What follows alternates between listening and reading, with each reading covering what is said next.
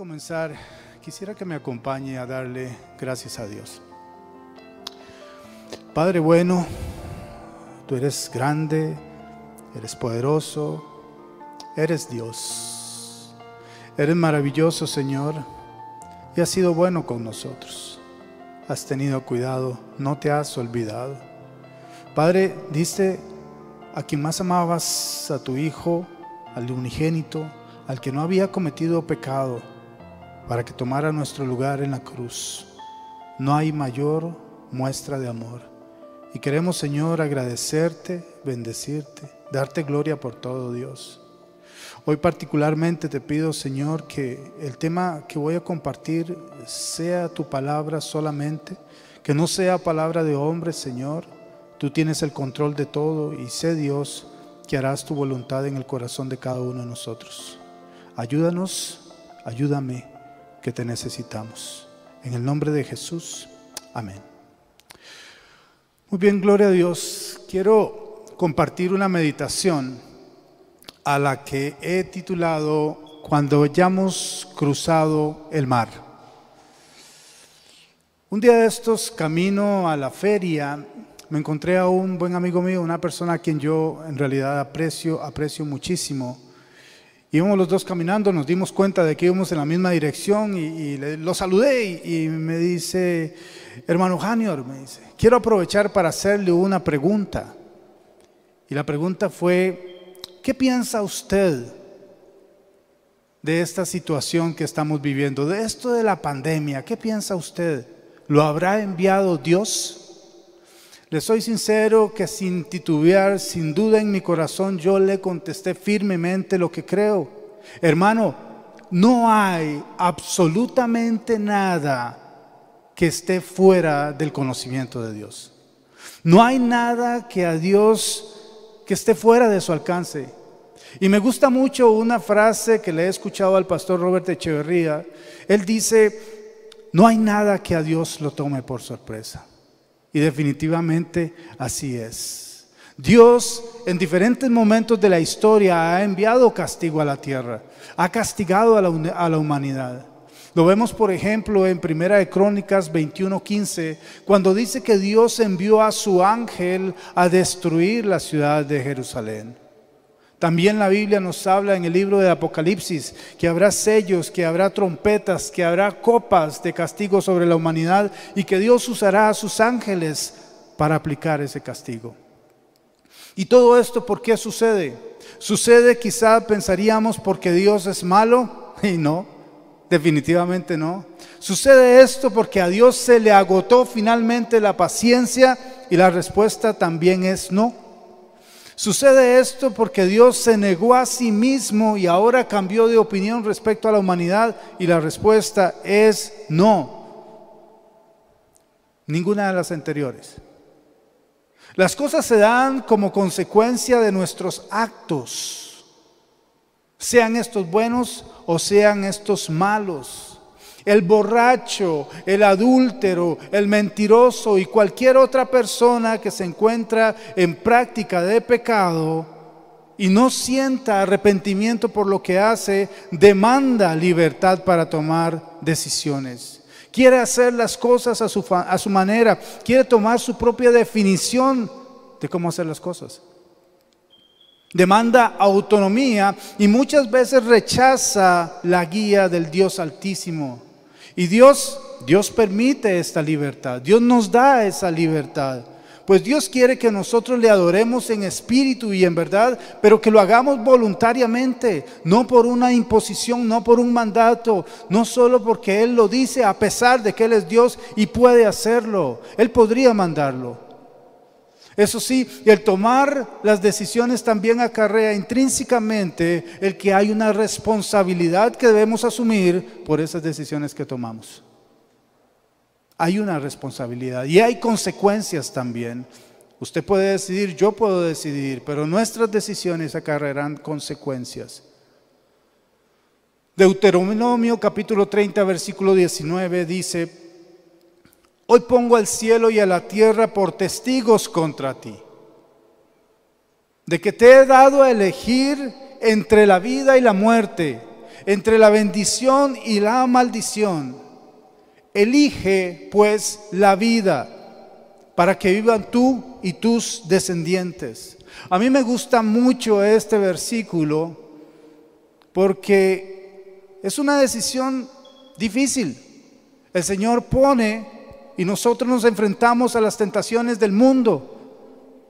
Y alguien podría decir, pero ¿qué escojo? Pero en este versículo siento yo que es como que le soplen a uno la respuesta. Está en medio de un examen y el maestro se aproxima, se acerca y te dice, escoge esta.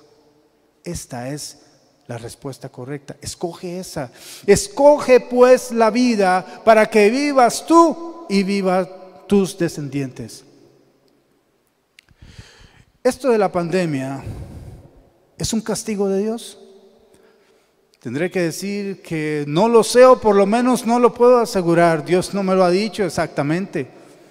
Pero no me asombraría para nada que sí lo sea. No me asombraría porque puede ser la consecuencia de las malas decisiones que ha tomado la humanidad. Vivimos en medio de un mundo que atrevidamente desafía a Dios. Cree poder tener la autoridad para llamar a Dios y decirle, ven acá un momento, es que yo creo que no has entendido cómo funciona la tierra. Yo creo que voy a tener que explicarte, Dios, cuál es la correcta definición de las cosas. Yo creo que eso, Dios, que estás diciendo, eso ya pasó de moda. Mira, te voy a decir cómo son las cosas ahora. Pareciera que el ser humano se ha tomado esas atribuciones y quiere imponer su propia definición de lo que es pecado, de lo que es bueno y de lo que es malo. Sí, el ser humano. Y quizá entre ellos estemos ustedes y yo. Todo esto que sucede me lleva a una de las grandes historias bíblicas que se relata en el libro del Éxodo. El pueblo de Israel sufre como esclavo en Egipto. Sufre opresión, sufre persecución, sufre maltrato, es abusado y ha clamado a Dios. El pueblo ha clamado a Dios por ayuda y ¿saben qué? Dios le ha escuchado. Dios escucha nuestros ruegos, Dios escucha nuestras peticiones. Cuando usted y yo hablamos y le pedimos algo a Dios, Dios ha puesto su oído atento a escuchar. Entonces Dios, en un hecho milagroso y sorprendente, de en medio de una zarza, un arbusto, una zarza es un arbusto, que empieza a arder pero no se consume, llama a Moisés. Se presenta a Dios mismo y llama a Moisés para decirle que lo ha escogido para enviarlo delante de Faraón y para que saque a este pueblo que ha clamado, que se encuentra oprimido y en esclavitud de Egipto. Y le da indicación de que lo lleve a 3 días de camino en el desierto para que allí este pueblo que Dios quiere rescatar, entonces cambie de actitud y le adore y le exalte. Que allí le rinda sacrificio. Sin embargo, hay algunos elementos interesantes que se dan antes de que Moisés y su hermano Aarón se presenten delante de Faraón. Y quisiera repasarlos con ustedes. El pueblo, como dijimos, se encuentra en esclavitud, se encuentra oprimido, le tratan con crueldad y ellos claman a Dios. Eso lo vemos en Éxodo 23. Y dice que sus gritos desesperados, esta gente gritaba desesperadamente a Dios por ayuda, sácanos de aquí, líbranos de esto. Esos gritos llegaron a los oídos de Dios y Dios entonces se fijó en ellos y les tomó en cuenta. Esto me suena parecido al pueblo de nuestros tiempos, al pueblo que en defensa de su fe, hablo de usted y de mí, hablo del pueblo que en defensa de su fe y de sus valores, que por cierto son los valores de Dios, nosotros buscamos la defensa de los valores de Dios, e insiste en que las prácticas que Dios señala incorrectas sean reconocidas como incorrectas, insiste en llamar al arrepentimiento, insiste en pedir el perdón de Dios sobre la tierra, está siendo señalado y perseguido. Y hasta se le han puesto ciertos calificativos a este pueblo, a usted y a mí, por hacer las cosas como Dios quiere que se hagan. Y se nos señala y se nos obliga a ser bien vistos solo si aceptamos la teoría del mundo. Una teoría que está siendo impuesta incluso al pueblo cristiano.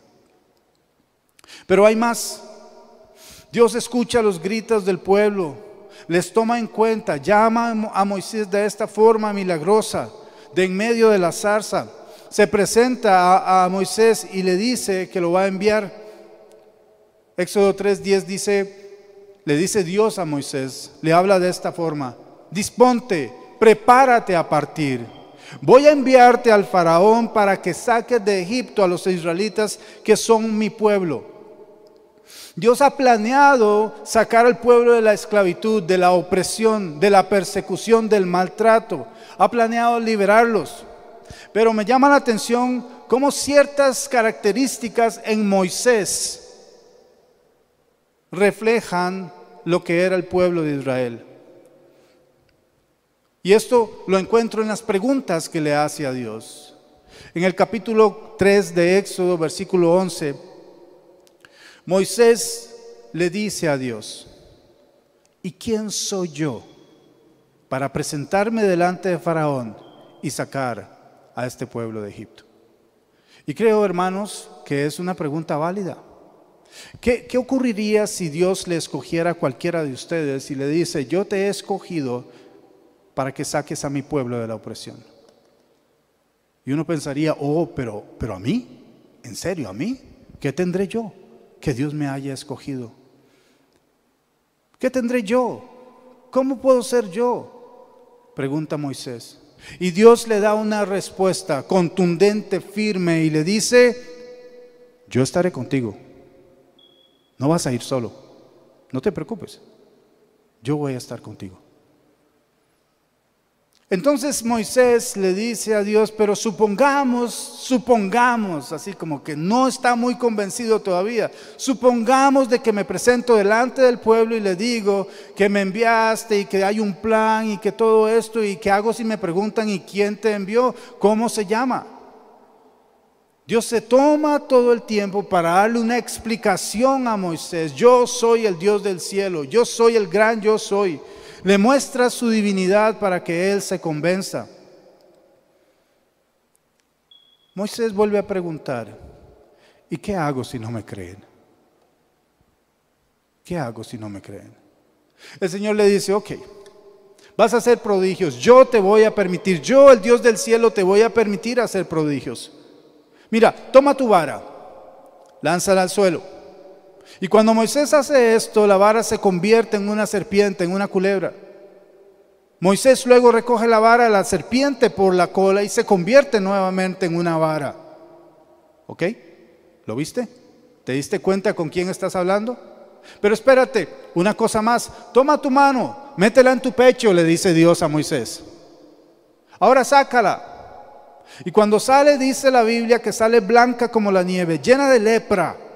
Es una mano enferma. Ahora Dios le dice: vuélvela a meter en tu pecho y vuélvala a sacar. Y cuando él la saca, su mano, dice la Biblia, que está completamente sana, al igual que el resto de su cuerpo.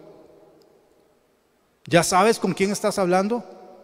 ¿Ya ahora ves lo que te digo que puedo hacer? Pero espera un momento. Si no fuera suficiente, toma agua del río y échala sobre tierra y se convertirá en sangre. Te voy a dar el poder de hacer esos prodigios. No dudes, no dudes. Pero todavía Moisés dice: pero es que yo nunca he sido bueno para hablar. Me cuesta hablar, me cuesta hablar. Dios le dice: yo te ayudaré a hablar, yo te diré lo que debes decir. ¿Ok? ¿Estamos claros?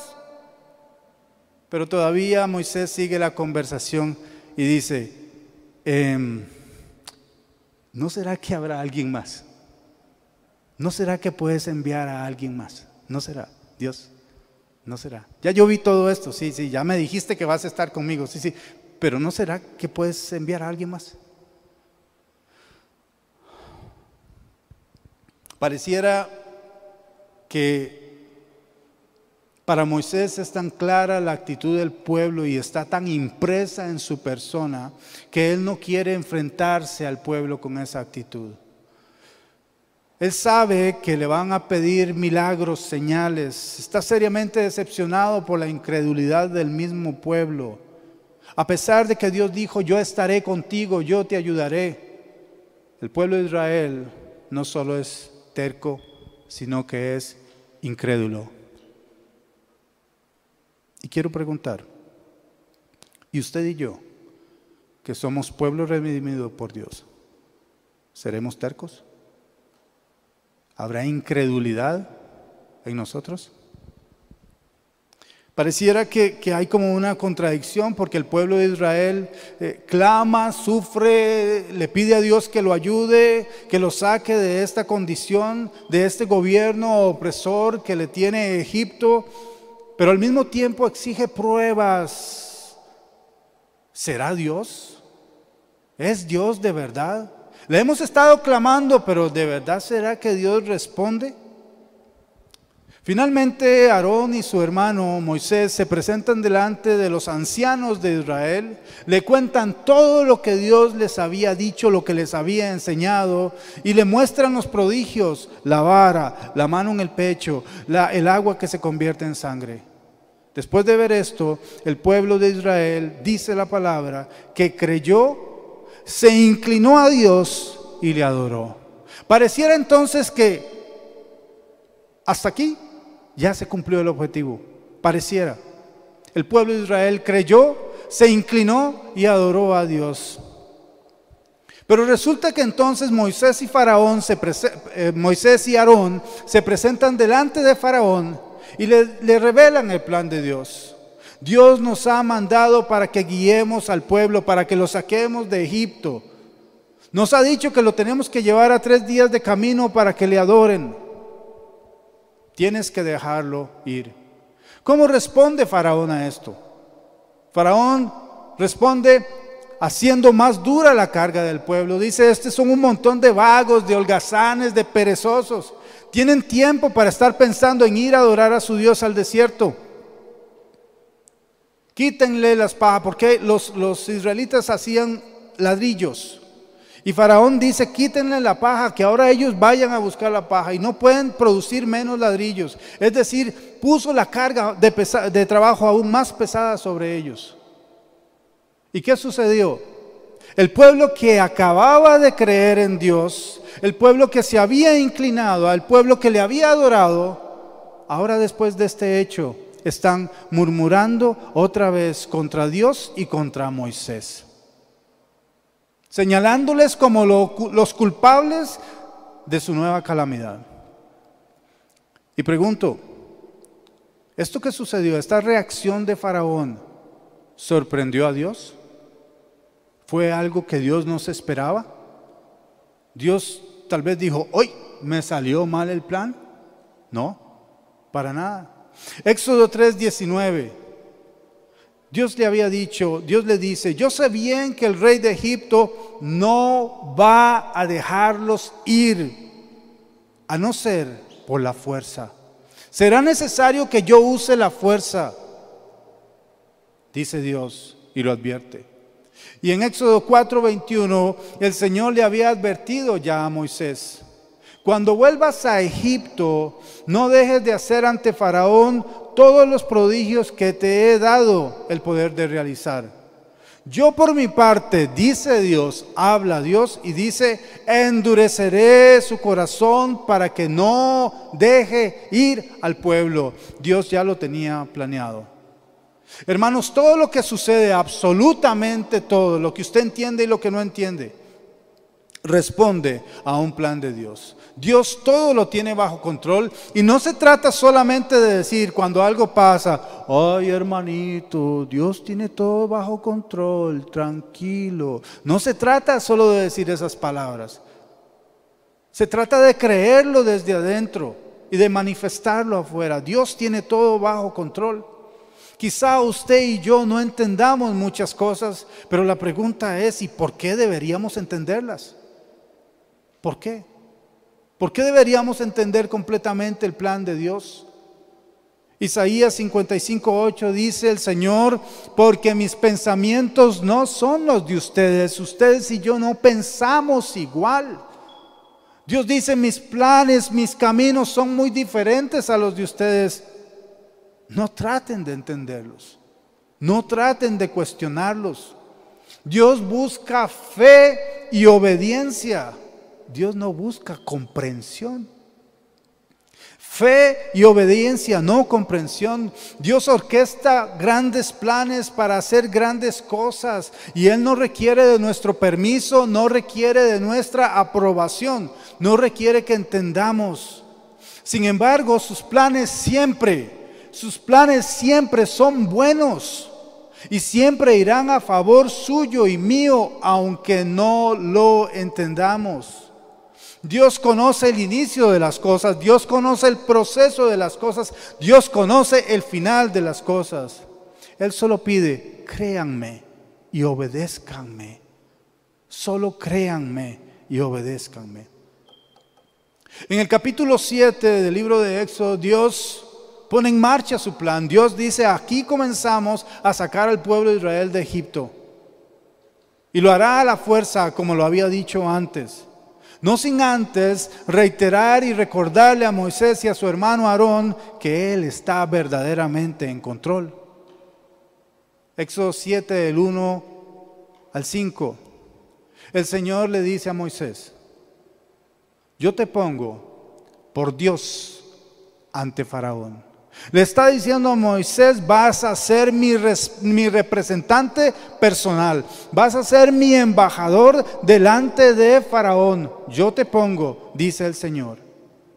Tu obligación es decir todo lo que yo te ordene. Está llamando por obediencia. Yo te pongo, sé obediente. También dice Dios: yo voy a endurecer el corazón de Faraón. Él no les hará caso. Y cuando yo despliegue mi poder contra Egipto y saque a los israelitas, sabrán los egipcios que yo soy Dios. Hay un plan perfecto. ¿Lo entienda el pueblo o no lo entienda? Creo que aquí hay una pregunta válida.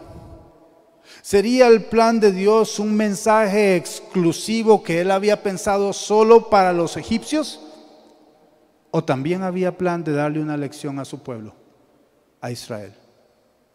¿Era un castigo para los egipcios o una lección también para Israel? Dios entonces empieza a mostrar sus señales a Faraón, mas Faraón, ante cada una de ellas, ante cada una de las plagas, muestra un corazón endurecido, como Dios había dicho que iba a suceder. Ya Dios lo había adelantado. En ocasiones, incluso en este proceso, Faraón reconoce haber pecado contra Dios. Incluso pide perdón. Pero luego de sentir un poco de alivio, después de que Dios retiraba las plagas, vuelve a endurecer su corazón y desacata la orden de Dios: deja ir a mi pueblo.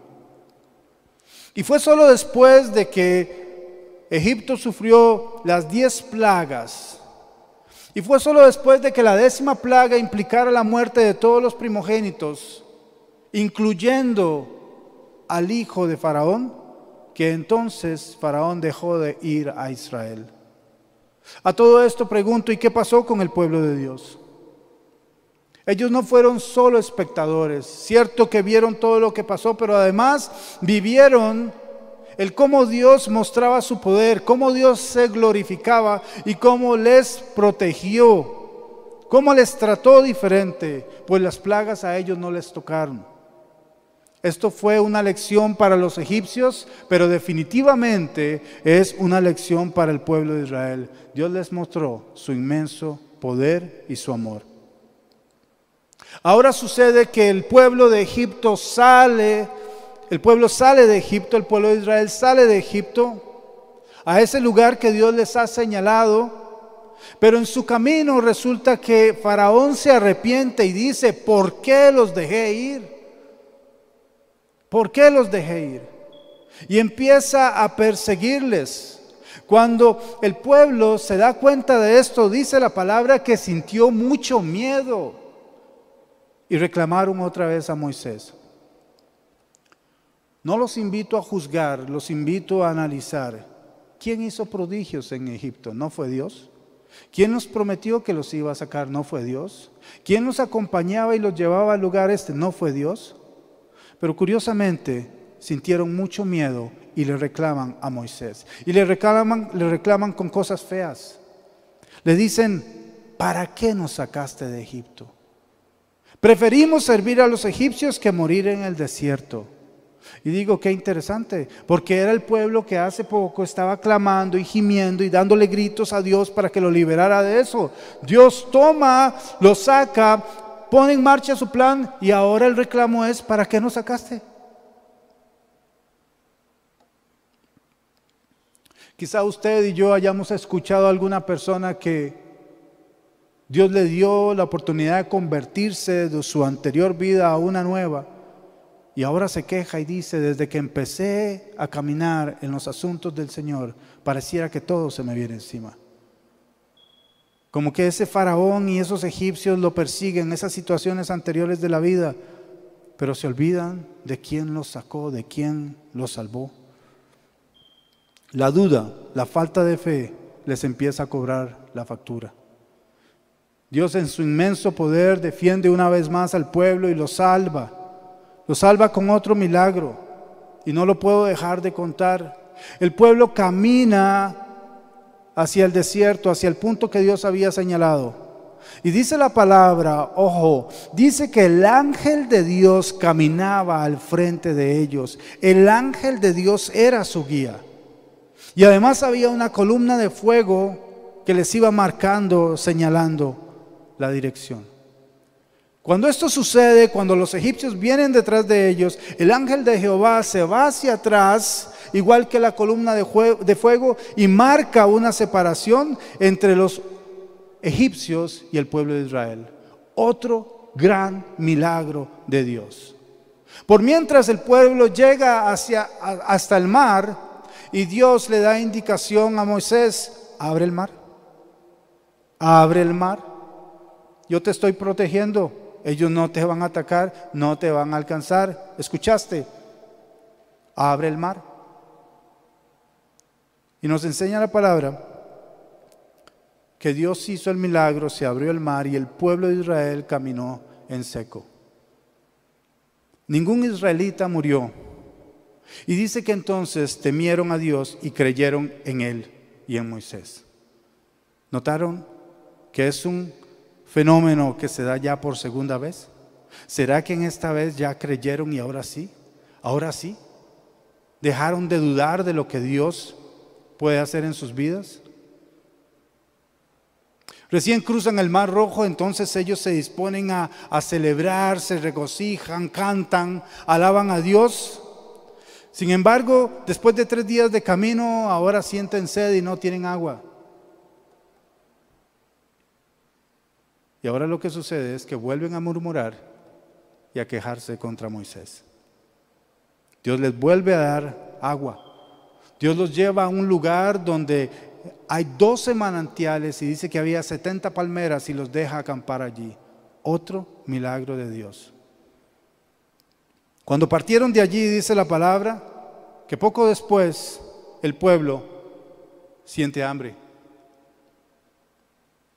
Y dice otra vez, Éxodo 16, 2 y 3, que toda la comunidad volvió a murmurar contra Moisés y Aarón.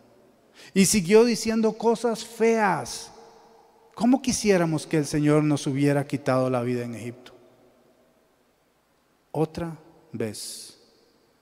Dios les da codornices, dice la palabra, carne por la tarde, y les da maná del cielo por la mañana. Les indica en qué forma tienen que recogerlo, y aún en esto el pueblo es desobediente. Aún en las pequeñas cosas el pueblo sigue siendo desobediente. Un poco más adelante los amalecitas lo atacan, Dios los defiende. 3 meses duraron en llegar hasta el desierto de Sinaí. Y dice que al estar ahí, al pie del monte, Dios habla con ellos y les recuerda todo lo que les ha hecho para sacarlos de Egipto. Cómo Él hizo un plan, cómo los ha protegido, cómo los ha guardado, cómo los ha alimentado, cómo les ha dado agua. Y en Éxodo 19, 5 y 6, el Señor dice: si ahora ustedes me son del todo obedientes,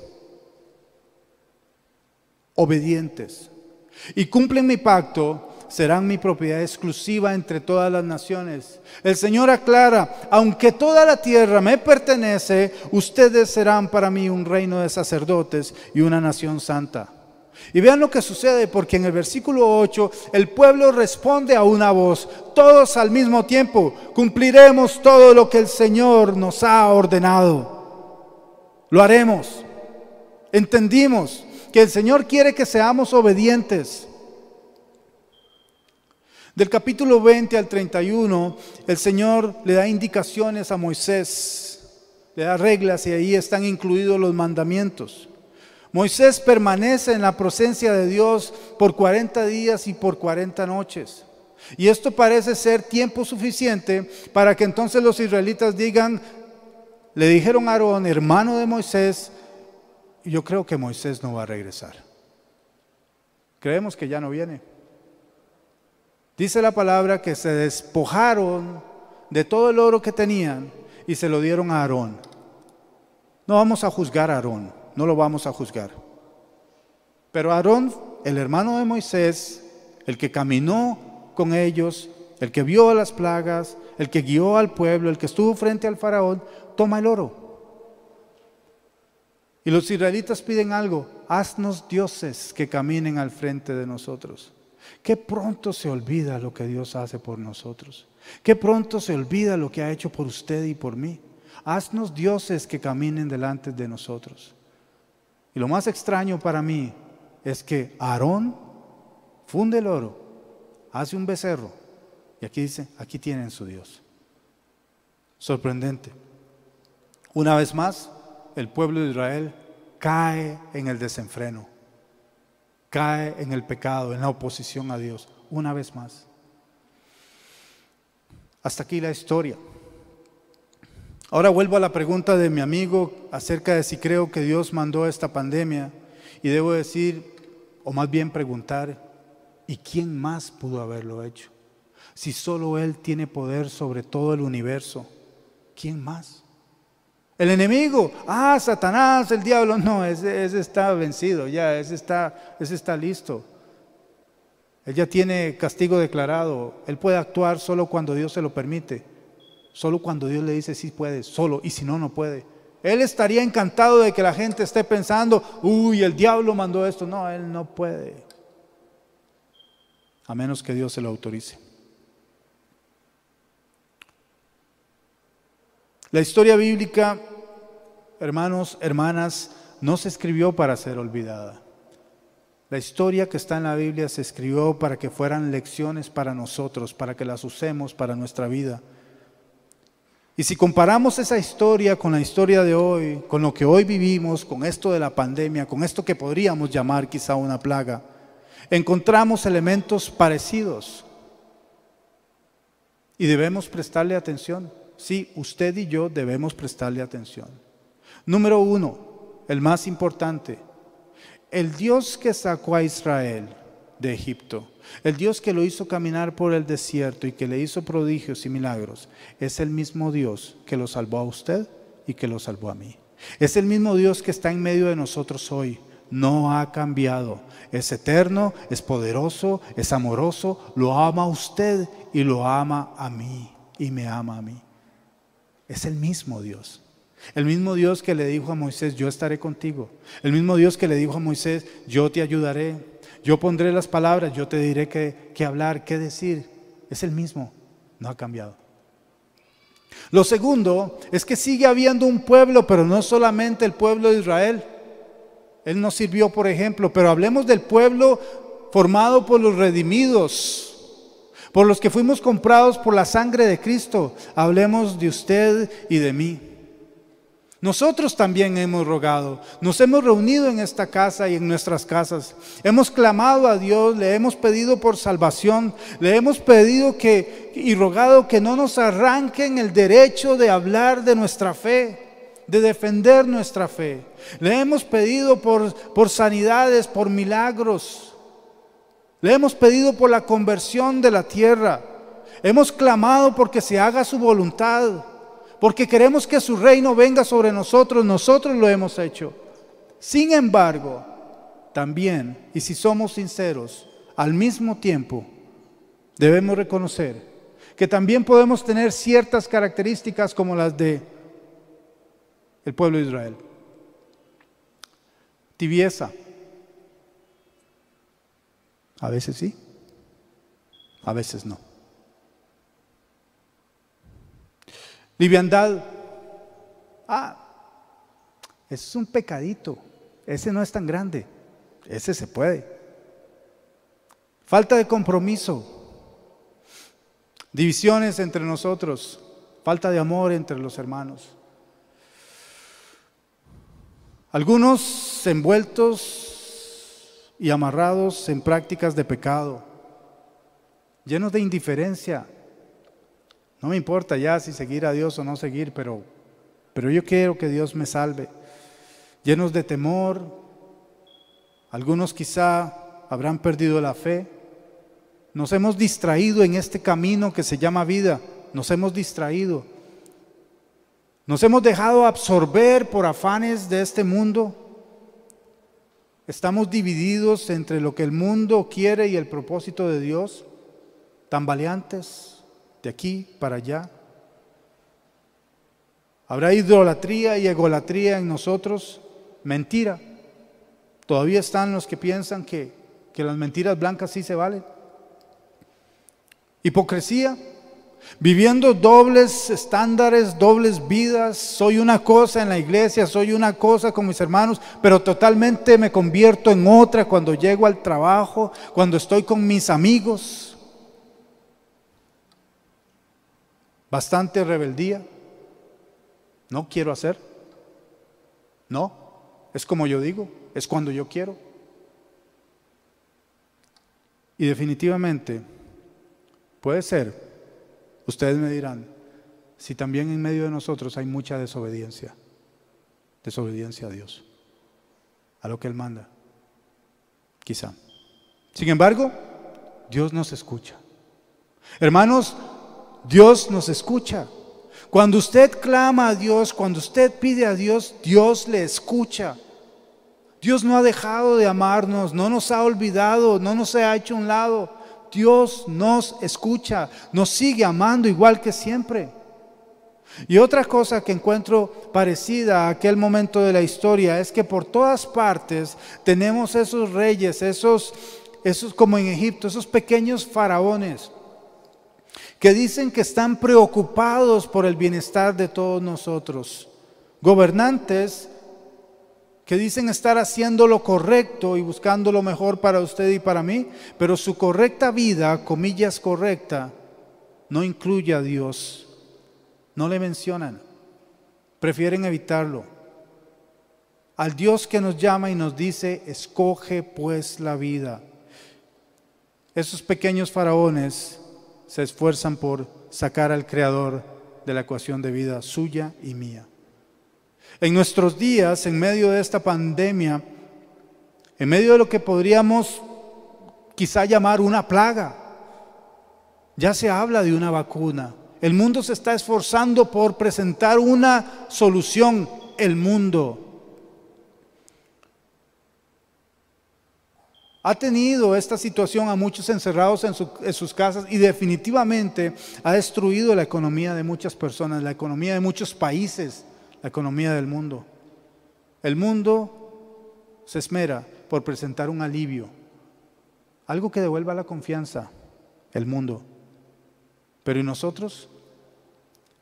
¿Habremos perdido la confianza y habremos dejado de orar porque Dios haga un milagro? ¿O estaremos apuntados con la teoría de la vacuna o un milagro de Dios? La gente se dispone a celebrar pensando que esta es la respuesta. Ya está la vacuna, ya todo pasó, volvamos a lo mismo. Y el problema es ese, volvamos a lo mismo. Volvamos a lo mismo. ¿Y qué sucede con el pueblo de Dios? Yo pregunto, nosotros estaremos desarrollando la conciencia de que cada día, cada hora, cada minuto es una bendición de Dios. Poniendo atención en esos pequeños y grandes milagros que hace Dios en su vida y en mi vida. Le invito a hacer esto. Y cuéntelo como un milagro de Dios. Cuéntelo como un milagro de Dios. Como un ejemplo de la gracia de Dios para su vida. Cada vez que usted hace,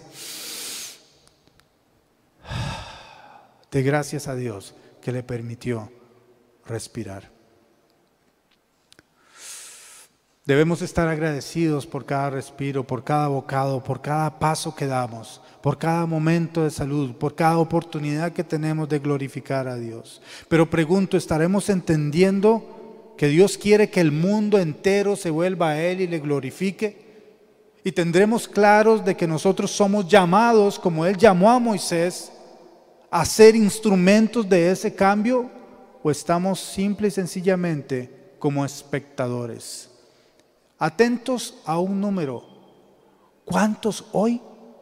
¿Cuántos salieron hoy? Y a una estadística, a una curva. ¿Estamos como espectadores o como miembros activos? Sinceramente, hermanos y hermanas, yo espero que esta pandemia sea la única que nosotros, nuestros hijos y nuestros nietos veamos. Yo espero en Dios eso. No lo quiero ver más. Y estoy seguro de que Dios siempre hará lo que más nos conviene a cada uno de nosotros, aunque no lo entendamos. Dios nos hará cruzar el mar. Dios nos hará cruzar este mar. Yo estoy seguro. Sin embargo, una vez hayamos cruzado el mar, una vez lo hayamos pasado, seremos diferentes. Seremos diferentes. ¿Será entonces la obediencia nuestra regla de vida? Y ahora voy a decir, aprendí que tengo que ser obediente a Dios. Me voy a inclinar y le voy a adorar y no voy a volver a murmurar. ¿O volveré a hacer lo mismo? Diremos a la tentación y al pecado, tanto al evidente como al que está por ahí escondido y pensamos que nadie ve. Le diremos no más porque esto molesta a Dios. Adoraremos con todo nuestro espíritu y en verdad a Dios porque Él es Dios, porque Él merece esa adoración, sin que en determinado momento ese pequeño aparatito que a veces anda en su bolso o en su bolsa donde esté, nos robe la atención, nos distraiga completamente. A veces, incluso aquí, en medio de un culto, nos damos cuenta cómo se ilumina una pantalla y se desvió toda la atención de la adoración, de la honra a Dios, porque se iluminó una pantalla. ¿Cambiará eso? Después de haber cruzado el mar en seco, Israel siguió siendo desobediente y no dejó de murmurar. ¿Cómo seremos nosotros? ¿Será entonces servirle y honrarle a Dios más importante que dedicar tiempo a la distracción y a la relajación? ¿Cómo seremos cuando esto pase? ¿Cómo seremos cuando hayamos cruzado el mar? ¿Seremos diferentes o nos volveremos a acomodar a lo que éramos antes? Una pregunta más. ¿Habrá crecido nuestra fe? ¿Se habrá fortalecido? De ver cómo Dios nos ayudó, cómo Dios nos guardó, de cómo Dios nos mantuvo, ¿se habrá fortalecido? ¿O seremos tibios? El Señor definitivamente nos ha preparado un mejor lugar, mucho mejor que este. No está en esta tierra y nos lleva a esa tierra prometida. Él nos quiere hacer cruzar el mar, pero para esto nos tiene que transformar, tenemos que cambiar, tenemos que salir de esa comodidad que el mundo nos ha dado y cumplir con su propósito. ¿Qué escoger? Escoger ser obediente. ¿Qué vamos a escoger cuando hayamos cruzado el mar? ¿Te llamarás cristiano porque te has disfrazado como uno? ¿O te llamarás cristiano porque aprendiste a creer y a obedecer a Dios? No se trata de un disfraz, no se trata de la apariencia externa. El cristiano es lo que es por lo que Cristo ha hecho en su interior. Quiero cerrar con un versículo. Lucas 18:8. Tenemos la pregunta: ¿nos escuchará Dios? Y el Señor responde: les digo que sí, les hará justicia y sin demora. No obstante, cuando venga el Hijo del Hombre, ¿encontrará fe en la tierra? ¿Encontrará fe en usted? ¿Encontrará fe en mí? Hoy quiero que nos vayamos inquietos y que hagamos un examen profundo de qué habrá cambiado en nosotros cuando Dios nos haya hecho cruzar el mar. Que tomemos decisiones y no nos dejemos otra vez enredar por el mundo. Que seamos obedientes y que tengamos fe. Yo le pido por favor que se ponga de pie y me acompañe a orar.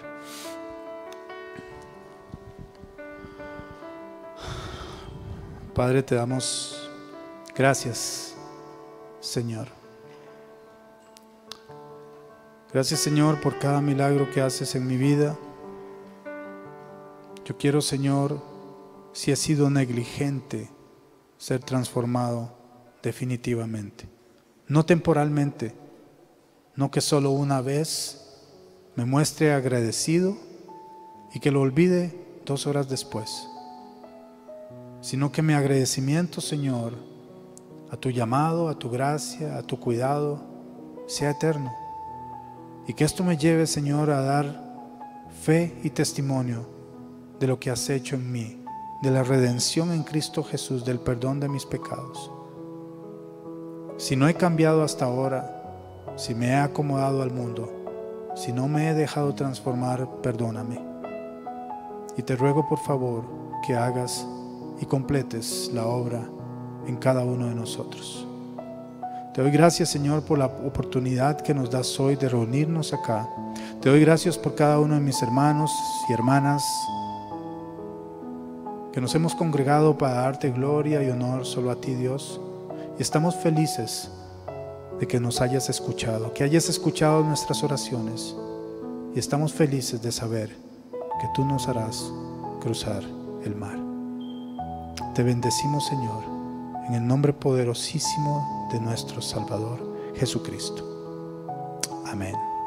Hermanos, que el Señor les continúe bendiciendo. Gloria sea a Dios.